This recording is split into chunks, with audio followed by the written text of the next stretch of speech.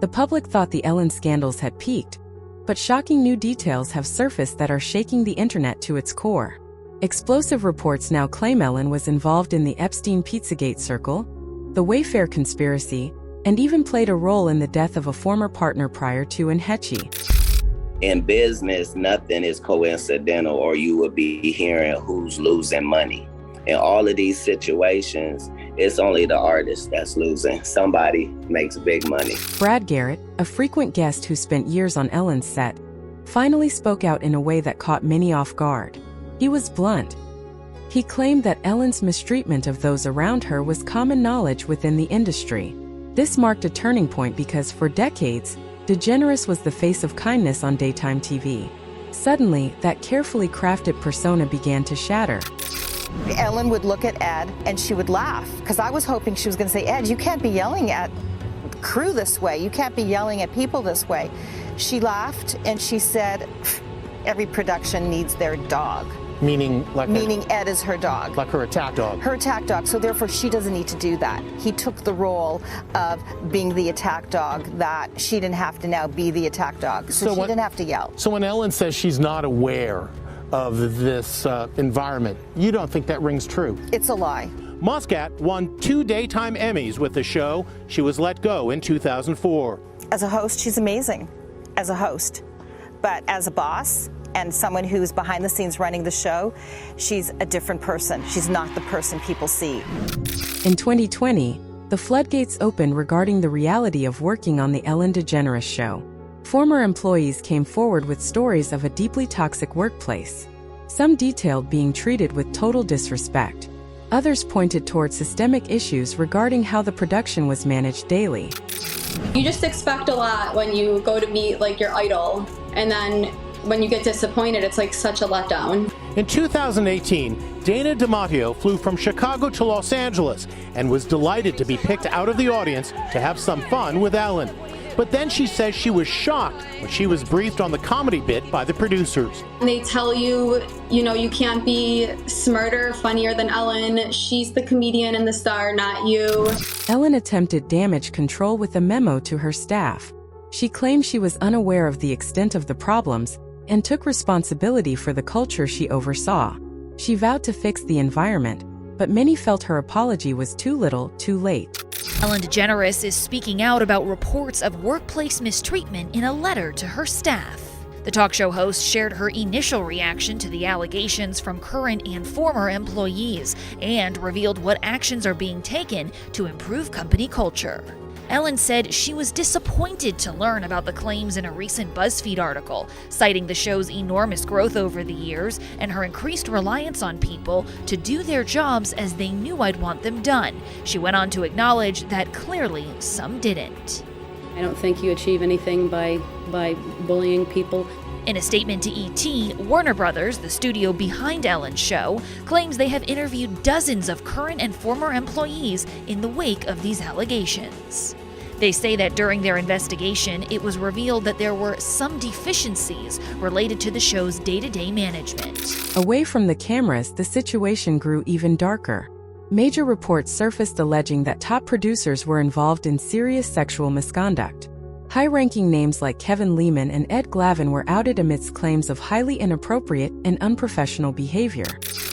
The Ellen DeGeneres Show is facing new allegations this morning of rampant misconduct and harassment in the workplace. The new accusations reported by BuzzFeed News come just 2 weeks after another article on the site detailing a racist and toxic work environment. DeGeneres responded Thursday before the new article was published, apologizing and taking responsibility for what happens at the show. Warner Media is also conducting its own internal investigation. Jamie Yukis has more on the allegations. Dozens of former staffers of the Ellen DeGeneres Show, which is known for promoting kindness, when I say be kind to one another, I really mean it, are sharing new details about alleged inappropriate behavior behind the scenes by senior managers. Christy Yandoli with BuzzFeed News broke the story. So former employees who worked on the Ellen Show told me that they experienced a range of harassment and misconduct and witnessed a range of it, from explicit comments to behavior and inappropriate, unwanted advances. Before the articles released Thursday night, the show was already facing scrutiny after several former staffers described a culture of racism, fear, and intimidation in an earlier BuzzFeed article. Employees told the publication they were fired after taking medical leave or bereavement days to attend family funerals. Another former employee said she walked off the job after becoming fed up with comments about her race. She said a head writer came up to her at a party and said, "Oh, I only know the names of the white people who work here." In a letter to her staff obtained by CBS News Thursday, DeGeneres said she'd hoped the show would be a place of happiness, where everyone would be treated with respect, and was disappointed to learn that this has not been the case. She also said the show was taking steps to correct the issues. I've spoken to nearly 50 former employees who worked on the Ellen Show. All of them say they found what their experience was behind the scenes to be in contrast to what the show makes a profit off of and what Ellen DeGeneres has built an entire brand off of, which is the Be Kind message. Some former employees BuzzFeed News spoke with also suggest that DeGeneres needed to take more responsibility for the environment. While many turned their backs, Scooter Braun defended her on social media, calling her a kind and generous person, but the public sentiment had shifted. A once beloved institution was now a lightning rod for scandal. As the rumors intensified, the image Ellen built continued to erode. However, it was the 2022 death of Anne Heche that truly brought her entire legacy crashing down. Do you want to send her any well wishes? Sure. I don't want anyone to be hurt. Ellen DeGeneres is sending kind words to her ex, Anne Heche, amid her hospitalization following her life-threatening car crash. Vehicle into a structure. We also have a structure fire, 2-story, single-family dwelling, heavy smoke showing. Keep everybody covered. While out and about in Santa Barbara, the former daytime talk show host gave a brief comment on the actress, whom she dated from 1997 to 2000. Have you spoken to Anne Heche at all since her accident? Have not. Do you want to... We're not in touch with each other, so I wouldn't know. It's seemingly true. Ellen and Anne have had little to no communication since their split. That's something Anne mentioned to E.T. a couple years ago. Ellen and I haven't spoken in years, and in a relationship, and I think many of us have them, you come to a fork in the road. What do you want, and what do I want? And those goals, that intent in life, is determined by the individual. And her intent and my intent were different, and that's why we separated. On August 5th, 2022, around 10 a.m., Anne visited a shop called Glass Hair. She purchased a red wig. The shop owner noted the encounter was memorable because Anne seemed perfectly normal. He called her polite, focused, and totally lucid. No slurred words. No signs of being under the influence. This detail is vital. Shortly after, Anne arrived at a garage area near 10:30 a.m. This is where the timeline gets strange.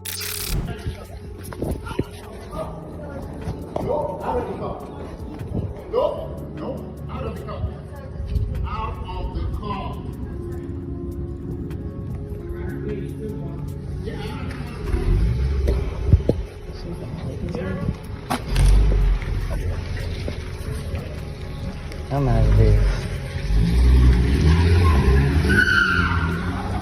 This is where a major theory begins to emerge. Some speculate that Anne might have lost control of the vehicle's mechanics by this point. While unproven, it remains a central question in the mystery. Half an hour later, a doorbell camera filmed Anne's Mini Cooper flying through a residential street in LA, clocked at nearly 90 miles per hour. That speed is unheard of for a quiet neighborhood.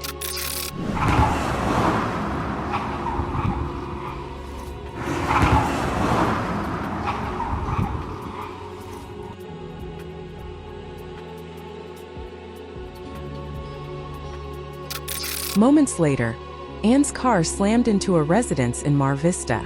It was a massive collision, yet Anne was still alive. Witnesses at the scene reported she was fully conscious. Neighbors who ran to help spoke with her. When asked if she was okay, she replied, "I'm not okay." She was alert and communicative. But when emergency services and the media took over, the narrative shifted completely. Traffic, this is a very busy street, and plowed straight into this home right here and was trapped so deep inside that the house and the car caught fire, and she wasn't able to be rescued for 45 minutes. Most disturbing part of this case is aerial helicopter footage showed Anne Heche being put onto a stretcher. You can see a body in some type of bag on a stretcher being wheeled into the back of an ambulance, when all of a sudden the zipper breaks open and you see Anne Heche emerge suddenly out of this body bag, what looks like a body bag, and prop herself up as if she's trying to get off the stretcher or get out of the bag. They push her back down and she's put into the back of the ambulance. If you look at this footage, which is still on YouTube, comment section is ablaze with all kinds of different conspiracy theories about what that truly meant. Some people in the comments saying she came back to life, while others saying she wasn't in a body bag, it was a burn protection bag. Either way, it's one of the most unsettling clips I have ever seen. Anne was rushed to the hospital after that clip, placed in a coma, sadly never woke up. Days later, she was sadly declared brain dead from an anoxic brain injury. Her death ruled an accident by smoke inhalation and burns. But even with her death being ruled an accident, things still don't make sense, and there are a ton of unanswered questions. What was the alcohol bottle doing in her car if she wasn't intoxicated and it wasn't drugs? Why was she driving at such a high rate of speed as if she was running away from something? The police never provided a formal explanation or a definitive cause for the erratic driving. The investigation was abruptly closed without resolution. This silence led people to look back at Anne's history with Ellen DeGeneres. Starting in the late 90s, their relationship was a media firestorm. They faced heavy Hollywood pushback and were allegedly blacklisted from major industry events and film premieres.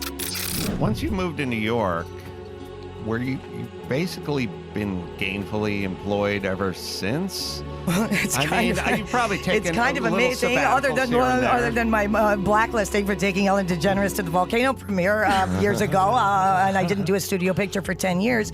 People don't know that part of my story or what happened to me because of that experience. But I feel very blessed that I've been able to be working for. I remember Volcano. You remember Volcano? I like that movie. Thank you. I did too, except I couldn't see the end of it because they ushered Ellen and me out of the premiere before it ended, put us in a car and said, well, we don't want you back here. We will not be accepting pictures of you and Ellen. And then I was fired. I was told before I went to the premiere with Ellen that I would be fired. And I was... Are we talking about 90... now you're going to put years on... yes. Early, there was 2 volcanoes, Dante's Peak. Yeah, but they came out the same week. Right. Ours won, by the way, and then they blamed me for its failure for taking a woman. I was like, but we were #1 in the box office. The confusion of how I was fired and the fact that nobody has ever acknowledged it is just shows, in a way, it shows how much further we've come. Because if that would have happened today, obviously, it wouldn't happen today, and I feel glad that I'm a part of that. Their romance ended in 2000. For years, the truth behind the split was buried. Eventually, Anne shared revelations that painted a dark picture. She described Ellen as a greedy and cold individual, and recalled a moment where she told Ellen she needed emotional support and genuine friendship. Ellen's response was that she didn't want a partner who had those needs. Ellen bashing, I am here to speak the truth about a time that happened that's important to know. Okay. Did you ever try to reach out and make peace with Ellen? You know, every day of my life with her was reaching out to her to make peace. I think it was a very difficult thing for her to trust that I was a woman who could fall in love with a woman without being gay, and I think that was a lot to process. So I tried to make that process as simple as possible by quitting Hollywood, moving to Ojai, growing gardens, starting to write and direct, which I did with her and Sharon Stone, a movie of all things called Misconception. And nothing would satisfy her soul.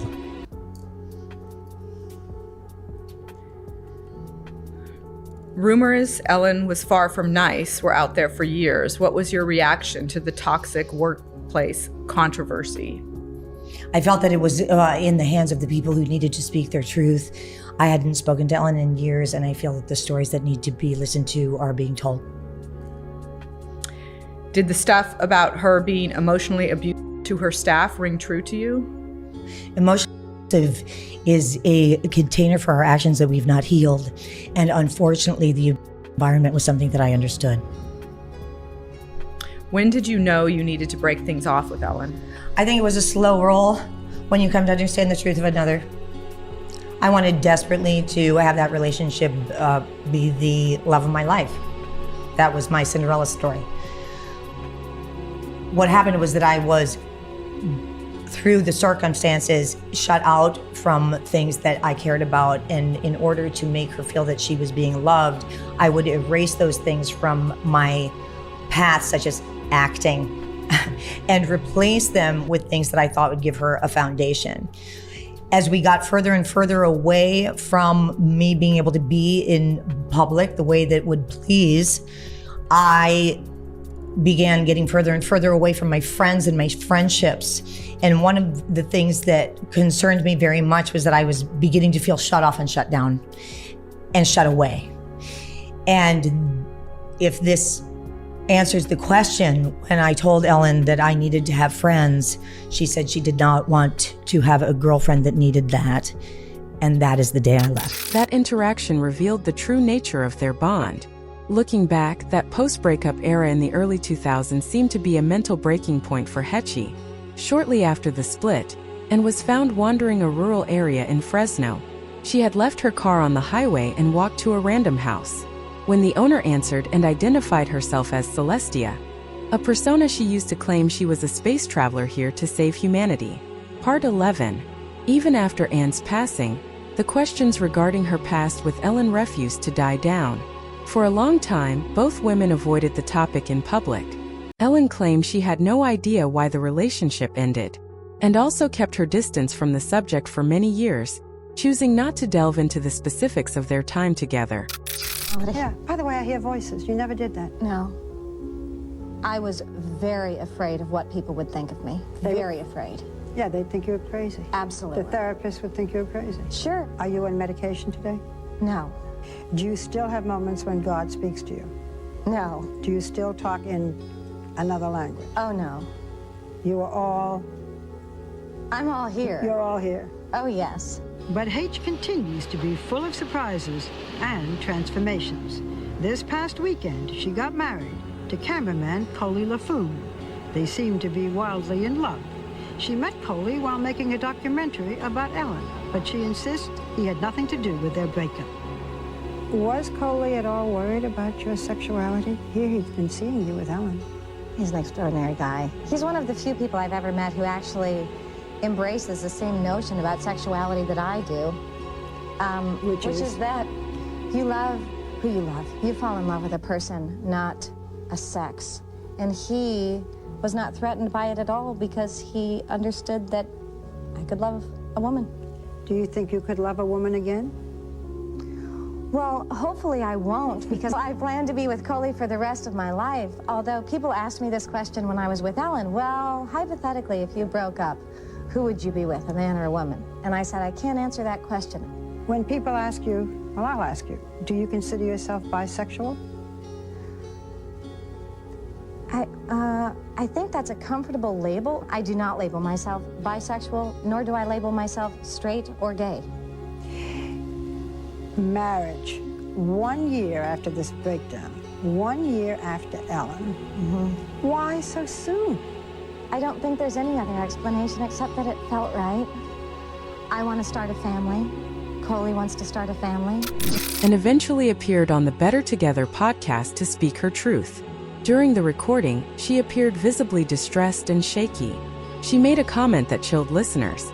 She felt she could never escape Ellen's shadow and felt constant pressure. She noted that it was only after Ellen moved further away that she finally felt she could breathe. So why did you break up with Ellen? Well, I think you know the answer to that question. I think we could probably whittle it down to one thing. If we live in loving kindness, and that is my destination and my dream for us all, I would say that was not her goal. But that was her banner, which she led with. Listen, when you want to steal somebody else's language, the problem is you hit a wall, because the language is enough to drive you forth.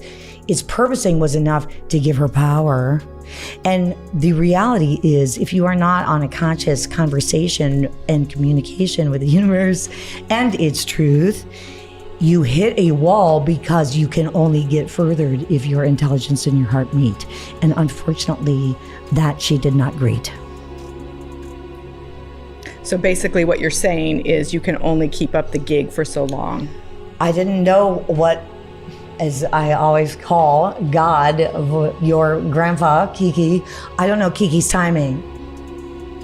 But you face what you face in the mirror every single day. And unfortunately, it's just like I say in my first book, you don't get 2 cups of insanity in and get to take 1 cup out. You meet your maker. Okay. Well, that was a riddle, I gotta say. Well, God is a riddle. You're gonna have to start getting used to me now. Another dark thread connecting Ellen to these scandals involves online theories that went viral years ago regarding Pizzagate and her alleged ties to the Jeffrey Epstein network. I'm getting to the Ellen moment of my understanding in pop culture. We're talking about Ellen? Yes, apparently she has gone off to Africa to join her gorillas in a peaceful retreat.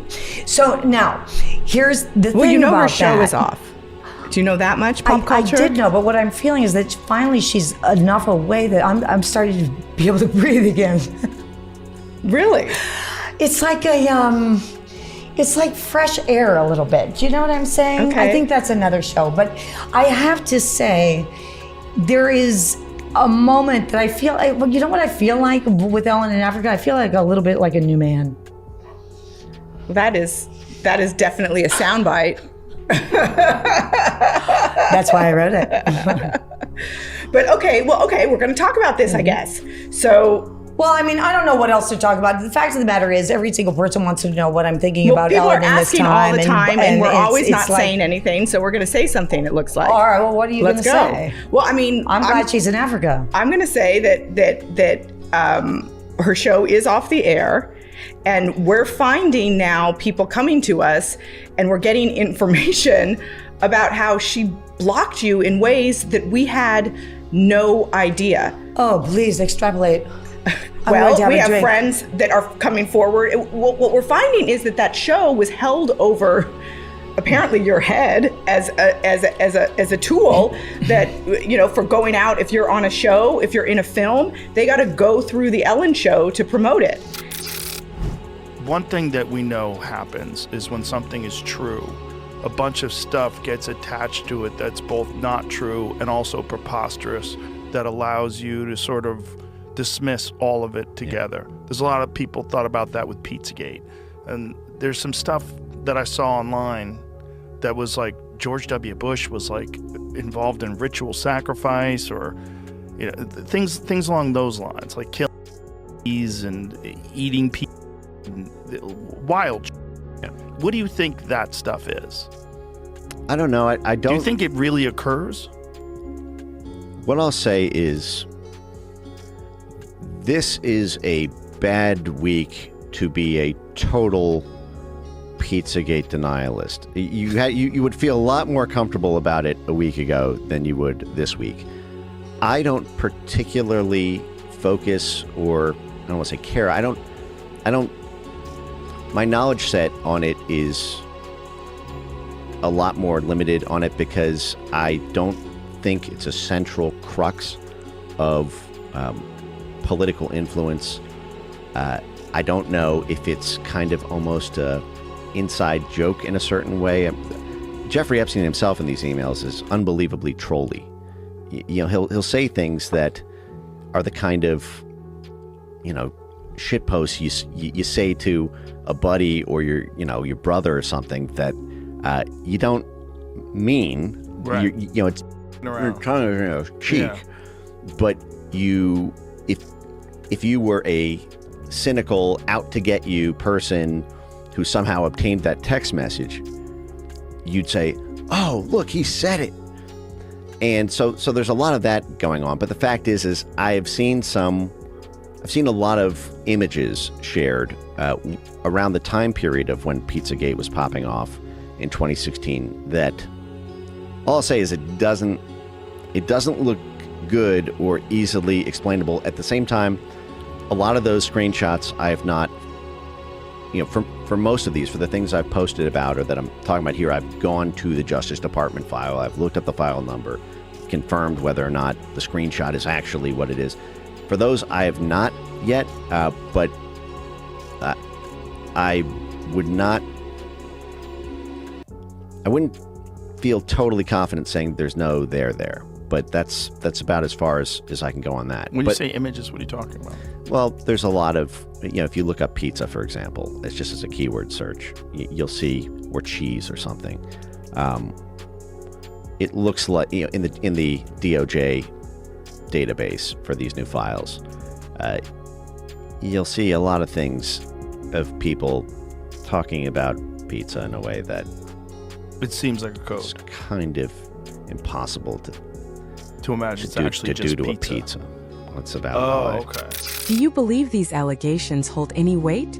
Is it possible Ellen is hiding a much darker secret than we know? Give us your thoughts in the comments section below.